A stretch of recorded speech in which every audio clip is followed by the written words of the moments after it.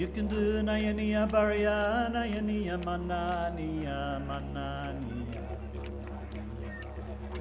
You can do Nayania Baria, Nayania Manania. From the New South Wales Aboriginal Land Council, this is the A Cuppa and a Yarn podcast. Thanks for joining us on A Cuppa and a Yarn. I'm Michelle Aleksandrovics-Lovegrove, and I'm here on the phone speaking with Pam Handy, who's the CEO of the Dareton Local Aboriginal Land Council. Pam, welcome to the podcast. Okay, thank you for welcoming me. No worries. Now, certainly the world is turning, the world is, as we know it, is changing immeasurably because of this particular virus. And we wanted to have a quick yarn with you, and thank you for agreeing to do so, about what's happening in your community and with your LALC at the moment. So what is the situation generally in Dareton and surrounds? Well, like I'm saying, is that it's in silence at the moment. Organisations trying to do the best as they can to try, especially the LALC with the whole of community, and plus working in partnership with Cumula Health Aboriginal Corporation, also Barkingy and Morora Elders Environment Team, and also Mallee Family Care around this virus issue. So that the Dareton Land Council in place to minimise the risk of spreading this virus, particularly in our remote community, which is not remote, is rural, I reckon, of purchasing food of donation to the LALC members and the whole of community and the LALC's 46 houses. Dareton providing a service to the LALC members and tenants of the donation of food, which will start tomorrow. So we I end up doing we're doing a media release on Facebook today. We've done some flyers actually ready around the virus to hand out to community too as well. I think that the Cumula Health Aboriginal Corporation, as part of the partnership, is that they're actually waiting for AH&MRC to deliver the toolkit for them to start promoting the virus. And the Dareton LALC is more or less doing the support around the health and well-being of the older Aboriginal community. Necessary precaution to the tribute more broadly to reducing the chance of spreading the virus and minimising the impact of service delivery to the Aboriginal community within the Wentworth Shire. And we more or less is doing that, so then giving people some food, because we only got 2 supermarkets on New South Wales side, one in Wentworth and also one in Dareton with their IGA supermarkets. In Victoria, I'm hearing today that the Victoria to New South Wales border is going to be cut from tomorrow, no different to South Australia to Victoria and South Australia to New South Wales. So people today, I've been talking to a few community people actually rushing in now to get a bit of food off the shelves in Mildura, which hardly anything's on the shelves in Victoria, or Mildura I meant. And I mean, some are actually going in today and tomorrow to actually try and do their shopping. Now, our land council we're having a board meeting tomorrow around the measurements that the board would take around. Sorry, Pam. Sorry, if I can just interrupt, just so that anyone who's listening to this podcast a little bit down the line, we are doing this podcast on Monday, the 23rd of March. So when Pam is talking about today, she's talking about Monday, and when she's talking about tomorrow, it's Tuesday. Sorry, Pam. So you were saying you're having your board meeting? We're having a board meeting tomorrow to look at the measurements of the LALC ward around to minimise or to, around this spreading of this virus amongst our Aboriginal community. Now, our reserve is pretty big. We've got 4 entrants that's in, and I don't think we can police that of people coming in and out of our reserve. But the only thing we can do is give information and education to the tenants that's on the reserve itself and also in town around what the virus is about and how they can protect themselves from this virus. Now, as far as you know, though, in your community or around, there hasn't been a diagnosed case yet?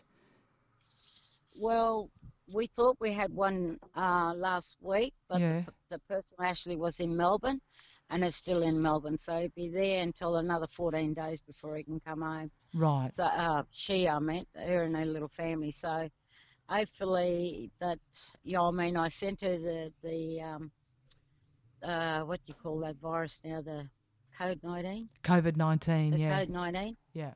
COVID. Yeah, I sent the information of the hotline. I also put it up on Facebook where people can actually ring the hotline if they, if they are affected by this virus or not. Mm.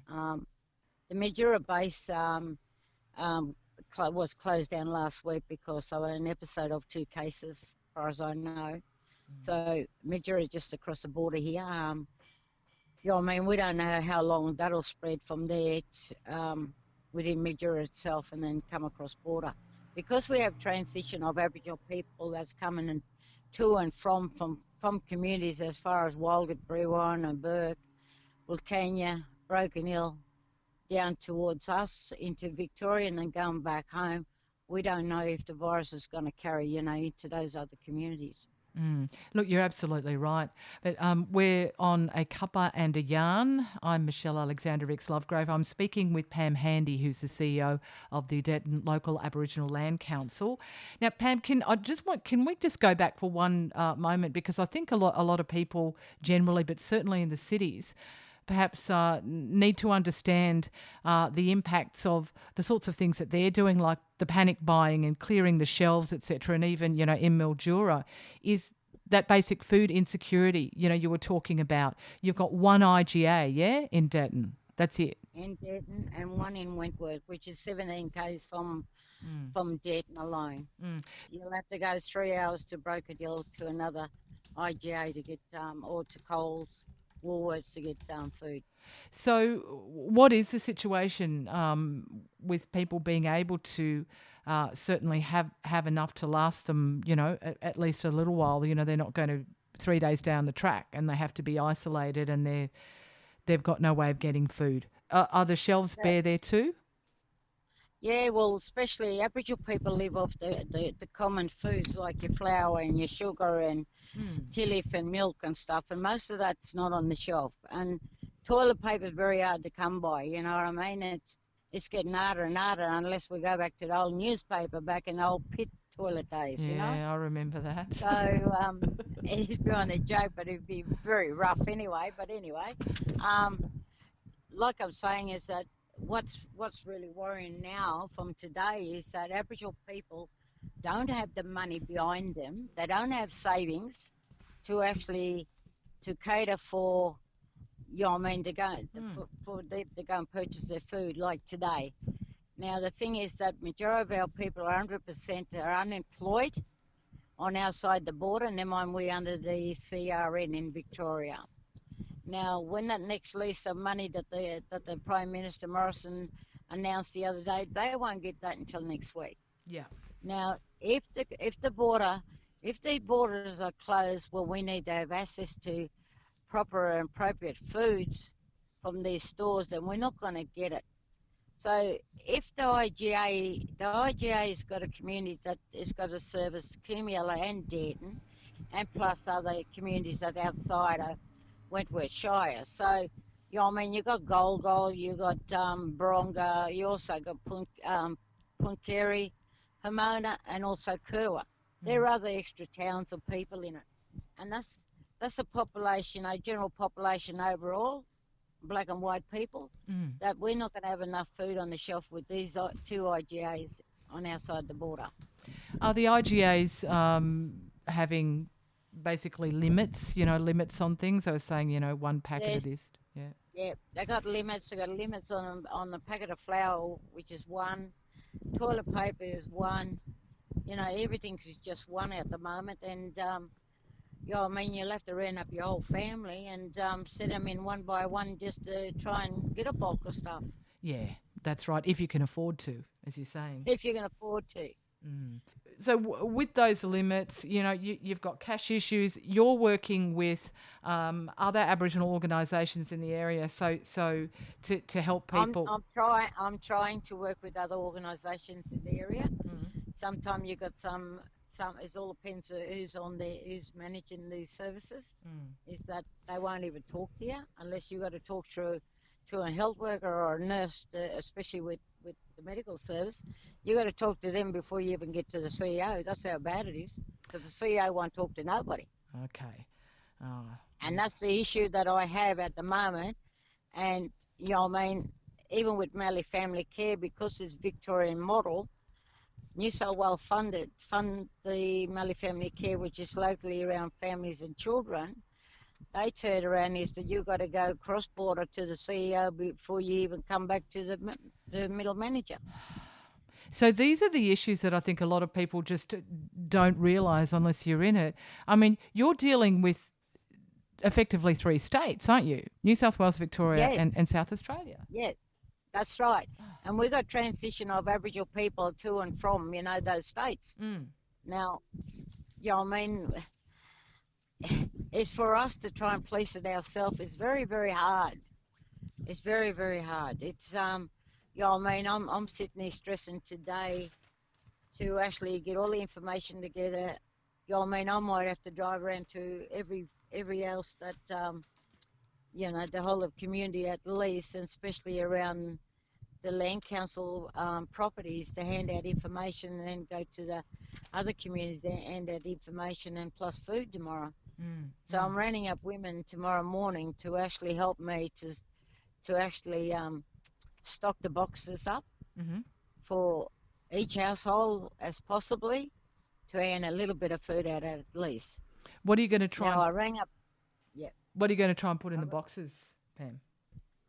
You got your flour, your butter, just normal things Aboriginal people more or less have in their cupboards. Is flour, butter, sugar, your tea. sugar, and your tea and coffee, milk, and your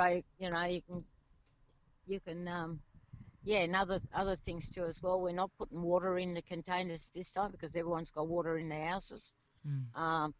We thought we won't put bottle of water. We just put washing soaps and stuff like that for people to wash their hands and stuff, and a bit of information about the virus. The meat is the biggest thing at the moment. Is that I rang up Food Bank, and they hardly got anything in stock either.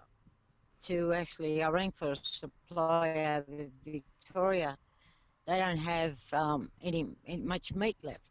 Yeah. You know what I mean? So what happened the other day out of the community was 4 car loads of men. They went out and got some wild meat and brought it back and cut it up and sharing it out amongst their elders, Oh, wow, that's great. So then now we're looking at ways of, if anyone from this community, say from the reserve itself, if somebody off the reserve caught this virus, then what's the next step that we need to take?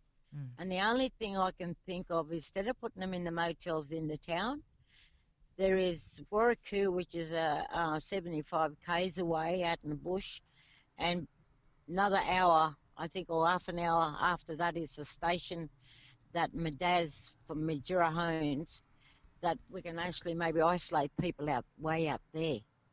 You know what I mean? And also more or less get our bush food and stuff off the land, and tucker. So, though, with states closing their borders, Pam, and you having to deal with 3 states and food insecurity and all sorts of things, do you know of generally in the community, and I know how busy and stressed you are at the moment, have there been any plans laid by any other organisations if someone does contract the virus? I used to be an AH and MRC rep years ago for 17 years. Yeah. I used to be on NACHO Health Board many years ago. And the thing is that I'm not in health, but my focus is still around the social emotional well-being of those people, Yeah. And the thing is that I'm not being critical here, but because we're so isolated away from Sydney, from HNRC, and they talk about all these tool stuff, and even some of our people are working in health are frightened too, to go out and do that face-to-face contact too. So, Yeah, I mean, we got our own belief how we believe things, and at the moment is that what is it? You do or you don't. What is it? When you die? When it's your time, Yeah. when it's time to go, sort of thing, or You know what I mean? Our people always been frightened not frightened, but I mean, they got their own belief around stuff, and this virus here yeah, is really, really knocking our community around how they're going to plan for themselves as an individual and plus for their family. yeah, I'm even finding it hard. I got 4 children and grannies. I got one in Melbourne that's play football, and I lay back and I think about what's going to happen to him in Melbourne. Not only that, I got 2 of my kids live across border in Victoria, which I'm not going to see in 14 days. I got 2 lots of children that live in the same street as me, and I get worried for them when they are battling with for food and stuff. So we pool our money to actually buy stocks just for each one of us. of course, yeah, That's the way that families should be working. They should be going back to the old culture days of sharing and caring, yeah, not about themselves around certain thing. They should say, okay, to the next sister or brother, have you got enough so we can throw in to go out and buy all the veggies and split it up, or all the meat and split it up. And that's what I do with my kids, and I always did it. And that's what needs to happen in every community to keep that relationship, not the conflict, their relationship going amongst themselves, or especially around their culture stuff. Don't care what clan they came from. End of the day, they're still black, you know. And we're all trying to survive in this country. And this virus here, once it gets to, if it hit Dareton, God help me, because everyone sort of, I mean, get around together or whatever. And I just get a bit frightened, especially when it comes to this reserve of 43 houses on it, full of our mob. I mean, the houses are spread apart. And the thing is that it only got to hit one and one, because they visit each other all the time. yeah, that's right. You're frightened of the spread. Yeah. So do you think people are understanding the whole social distancing thing? Hey? No. And you know what I mean? Aboriginal people culture is always, the body contact was nothing to them, like it's always shake a hand or a cuddle and a kiss, and somebody said the other day, look, I got to stop cuddling and kissing you now because of this virus. And I said, yeah, you have to stay your distance. Yeah. Well, look, I got 2 teenagers here. One's 18, one's 20, and I can't cuddle them. I haven't touched them for days. And it's sad though, because the love and affection for your kids or your grandchildren, it's not going to happen. Yeah, that's right. Well, look, Pam, thank you so much for having a chat with us for a cuppa and a yarn. We're talking on Monday, the 23rd of March. Can I give you a call later in the week? Yep. And see how you're going? Can. Yeah, I'm trying to organise a meeting now with the 5 agencies to see what measurements they're going to take for the whole of community. I mean, around some of these issues, especially the food and the income for some of these people that they don't get. How can we actually build our make our community safe and survive within this virus? Absolutely. Can you just say in there that it's crucial to New South Wales and Victoria, crucial to this community of having access to security of food? Yeah. And also is about the services. Now, somebody said today, what's going to happen to us if we need to go to a hospital in Mildura? Yeah. So our main hospital is Mildura. So all our health services are all over, you know what I mean, in the state of Victoria. And most of our Aboriginal people are actually with specialist services in Adelaide, Melbourne and Mildura. You've got it absolutely right. It's food security, it's health services in particular, and then it's also sort of knowing and understanding how we got to, unfortunately, distance ourselves so we can stay safe right now. That's right. That's right. You can do Nayania Baraya, Nayania Manania, Manania, Manania.